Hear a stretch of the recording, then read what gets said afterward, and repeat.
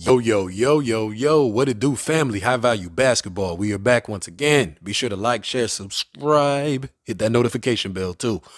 Yo, we got the Sacramento Kings roster breakdown. Let's talk about it. Yo, for real, this is an interesting squad, yo. They actually got a little bit of something going on over there for once, finally. I know we talked a lot of trash about him with that whole DeMonte Sabonis trade because, they got rid of Tyrese Halliburton. Still didn't make a lot of sense even now. But nevertheless, they are making an attempt to try to round out this roster and, make them not a laughing stock. So I got to give them credit, yo, because they got a handful of names on this team. And let's see how they potentially gel because they may be able to do some things. You dig? So getting right into it. Of course, we got Harrison Barnes. You already know who he is, man. Harrison, he's definitely a solid player. He got traded away or sent away from the Warriors, and he's kind of never really got any recognition like that ever since. But since he's been over there with the Kings, the dude has been solid. Like, just being honest about it. He's been a solid power forward. Clearly, not an all-star, not an NBA first, second, third team guy, but he hasn't been a minus. I will say that. He has been a very decent rotation player. And for what it was worth last year, he definitely had one of his better years because his name was definitely ringing bells and people now think about trying to trade him somewhere else to a better team. So, considering they're trying to get him off the Kings, that definitely was a sign that he was doing good. So, Harrison Barnes. We got Quinn Cook. Now, of course, Quinn Cook, we're not entirely sure, what his roster spot's going to be on the team, but nevertheless, he is still listed. So, same thing. Quinn Cook was over there with the Warriors. Then he was with the Lakers. He went down a peg with the Lakers because he didn't necessarily fit with the LeBron system. But that doesn't mean he wasn't a good or is not a good dude. Dude can shoot lights out. So, I don't see any indication of him not being able to shoot anymore. So let's see what he can do once he gets an opportunity to get back into the rotation. I do believe that he can do some things for him for real. We got Terence Davis, the shooting guard. So he is the resident, high flyer, so to speak, if you want to call it, on the team. He is the athletic wing player, and he is getting better. He really is. I can't even lie. The dude is getting better, getting some reps under him, and I do feel like he's gonna have somewhat of a breakout year this year for real. Now that they also got some support to help us stretch the court. Of course, De'Aaron Fox, you already know who he is. The blur on the court, one of the fastest men in the NBA. The wrong pick from the Lakers, and they chose Lonzo over De'Aaron, and that definitely was a mistake. I don't care what nobody say, but hey, he is doing his thing out there. Like I say, he got his contract, and he's living up to it. So, like I said, they finally getting a team that's got some cohesion around him. So I definitely feel like he also is gonna have a fairly decent season coming up. Rashad Holmes. Rashad Holmes is definitely becoming a little bit of a household name, yo, for real. Big body center. He's got a nice presence about him. He rebounds pretty well. He's good at altering shots defensively. And, he can score when given the ball properly. He's not goofy with the ball. So I give him props, yo. Like I say, another year getting better, another year of cohesion. I definitely see Rashad Holmes making a little bit of a leap, just a little bit. Kevin Huerter. That's what I'm saying. We talk about stretching the floor now. Kevin Huerter, man, from the Hawks. This is a big pickup, yo, because dude was lights out. I don't know if y'all know, but Kevin Huerter can shoot. I don't care what nobody say. That man can put the ball in the hoop from behind the arc. And so they need that on this team. He could help stretch the floor. And I do believe he's going to have even more opportunities than he probably did with the Hawks, just because the Kings is basically in more need of his services. So I definitely think he's going to have him a fun year this year. Jeremy Lamb.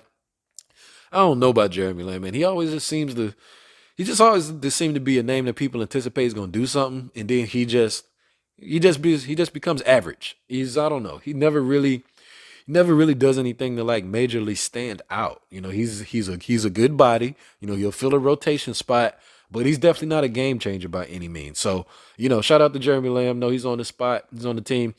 I could foresee Kevin Huerter really jumping him in the depth chart, though. So I can see Jeremy Lamb coming off the bench behind Kevin. We never know. Let's see how it plays out. I got Alex Lynn, also the center. Lynn is also similar thing, big body. He's showing marginal improvement. I do believe again, same thing, just dealing with team cohesion and things of that nature. He can go ahead and get better and make something happen with this team. Trey Lyles, very interesting position over here. He's at the power forward. He's been a journeyman. He definitely was okay last season, for him. But considering the fact that, he's got that journeyman status, that's always hard to shake because for whatever reason, those journeymen don't really get a foothold on a team and they never really make any major impact. So, hopefully this year be an opportunity for him to do so. Let's say he's a 6'9" power forward. He's in that prime size, but does he have the shooting and the athleticism and dexterity and movement to try to keep up with the, Jason Tatums of the world? Of course, like he's the top rated one, but just in general, with the more mobile power forward movement, and will he be able to keep up? We sure gonna see this coming season. Sam Merrill. Yeah, Merrill is definitely, I don't want to say a nobody, but I mean, the dude was a journeyman as well. He was in Milwaukee, he was in Memphis, and now he's in Sacramento. The dude scored 4 points a game. What do we really expect here? I definitely see him, deep down in the depth chart because he's also listed as shooting guard. So I don't see him penetrating, some of the higher level players. You got Chimize Metu. He's doing all right. He's got minutes increase each year. So, I mean, you got to give him that, right? Every year that he's played, he went from, not playing to marginally playing to being a part of the rotation. So considering the fact that he's doing that, that means he's doing something right. So he's playing power forward. From what I've seen, he plays a little bit more of the old school, more style power forward. So, he's more prone to the basket, more defensive minded. But hey, they need that. So hopefully he gets a little better and improves, just like the rest of these players in the gelling of the team, can potentially do. Dion Mitchell, yeah, second year backup. He's definitely going to improve. I don't see why he wouldn't. He had a fairly decent year last year, again, for what it's worth. And again, team cohesion, things of that nature. A better staple of shooting guards to help stretch the floor. I can definitely see Davion going off. Like I say, he's going to run behind De'Aaron, and boom, Davion going to do his thing. I truly do believe that. We have our first no avatar player, Chima Moneke. And so I looked him up. Dude actually got an interesting history behind him. They may have a steal on their hands. The dude was the MVP of the Spanish league that he played in. The Nigerian player. He's like a point guard, shooting guard type player. No, I'm sorry. I don't know why I said that. The man's a forward. So excuse me, y'all. He's more of the small forward type. So again, he's in that, the Jason Tatum, play style, things of that nature. But for dude to be the MVP of the Spanish league that he was in, that's saying something. Again, because these other leagues, they're not trash. Like, of course, they're not the NBA. But if you were an MVP on any particular league that you were in, you definitely can ball. So they definitely picked him up on a steal. I want to see how he integrates into the team. Like I say, it'll be his first year in the NBA, so he may not do too much. But I definitely want to keep an eye out for him, see if he does anything special. Malik Monk. You already know the drill there. Malik Monk had a very decent season with the Lakers, putting up shots.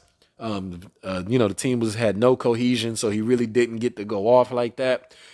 I can see him having a much better year with this King squad, just being very honest. Because, I mean, he's going to be on a team that has much better cohesion. They're going to be younger, so they'll have, better legs to them. It's a better fit as far as, like I say, age-wise. Everybody else is in the same age range, so there'll be a lot better camaraderie. And, yeah, dude going to put up them shots straight up and down. He's going to help stretch the floor for him, and I definitely see him having a big year. Then we got Keegan Murray, the rookie out of Iowa. And, again, he's also a faceless avatar. But, Keegan Murray can score, fam. In the summer league, he put up 29 points in a game. You can't discount that, If you could put up those type of points in the summer league, that means you can have a breakout game like that in the NBA. Of course, it may not be this season, but in the future, he can do this. Because watching him play, the dude can shoot, he can drive, and he's got decent body control. He knows how to do that. The change of pace, like he can dribble to the hoop real fast and then slow it all the way down with a crazy 1-2 step to just put in a nice little layup as a defender flies past him. So the dude got moves, and I definitely see him being able to do some things this year, especially just as I say as a rookie. He definitely gonna come in and help the team. That is for sure. KZ Okpala, dude is definitely he's a first year king coming out of Miami. To me, he's just a body. Like I say, if you look up his Miami stats, he literally did nothing.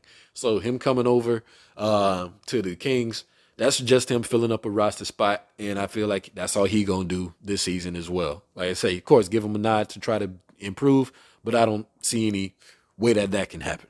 Oh well. Then we got Neemias Quetta. He's a second-year player. He's a center, big body.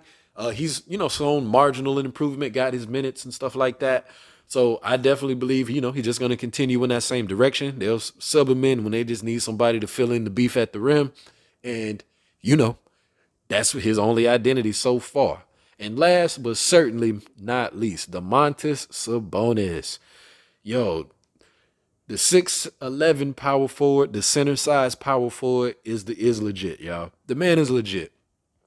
We may not have liked that trade for Tyrese Halliburton, but for what it's worth, the dude can hold down a team as it's been. He's basically been, the 1B to De'Aaron Fox's 1A. Of course, the team didn't go anywhere, but it's still a bright spot to see someone who's fully capable on the Kings, at their position. And I definitely believe, again, given extra year cohesion and the increased shooting on this team, Domantas is finna go off on y'all. You finna have him a nice year this year. He may not be a all-star player because, again, the staple of players is so deep, but he finna be knocking at the door. That is for real. Definitely knocking at the door. And so, for this team, depth chart, starting five, of course, we got De'Aaron Fox. We got Harrison Barnes. Of course, I'm going to throw Malik Monk in there, Domantas Sabonis, and to really round it out, hell, to play small ball, they might go Kevin Huerter to have a whole bunch of shooters out there. Or if they want to just keep things more traditional, of course, they'll fill in one of their centers with Alex Len or Quetta. Probably most likely Alex Len. So, hey, that's the Kings. I do believe they're going to have a fairly decent year. I see them as a play-in team this year. They'll be a nice ninth seed.